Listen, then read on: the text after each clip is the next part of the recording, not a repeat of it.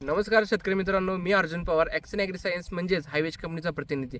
आज आपण बेडग, तालुका मिरज, जिल्हा सांगली या ठिकाणी आपले प्रगतशील शेतकरी संदीप मांजरे यांच्या आपल्या कंपनीच्या सायबा या भेंडीच्या प्लॉटमध्ये आपण आलो आहोत.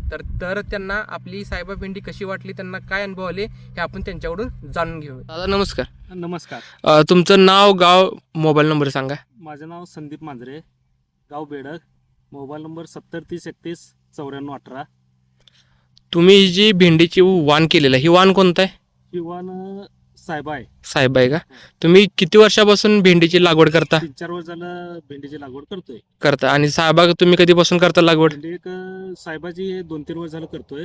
हा. माझा तिसरा प्लॉट आहे भेंडीचा सायबाचा. हां, तुम्ही आतापर्यंत सायबा भेंडी केलेलं आहे, तुम्हाला ह्याचं उत्पन्न कसं वाटलं, ह्याची क्वालिटी कशी वाटली, किंवा तुम्हाला ह्याबद्दलचा कसा अनुभव आला? ह्या आपली जी भेंडी आहे सायबा, याबद्दल तुम्हाला कसा अनुभव आला? सायबा भेंडी बाकीच्या भेंडीपेक्षा चांगली आहे. त्याच्या आधी 2-3 प्लॉट केल्यात. हा. भरपूर पैसे उत्पन्न मिळाले त्यातून. बर. ह्याच्यात एकदा प्लॉट केलता, त्याचे 5-5.5 लाख रुपये झालते.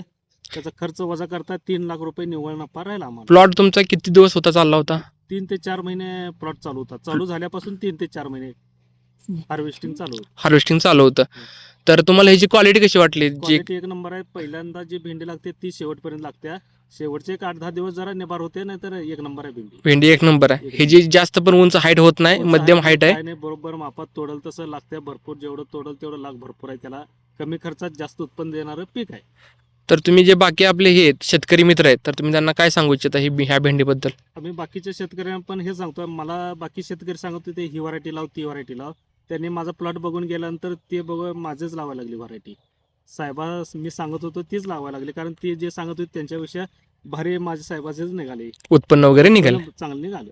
ओके दादा, धन्यवाद.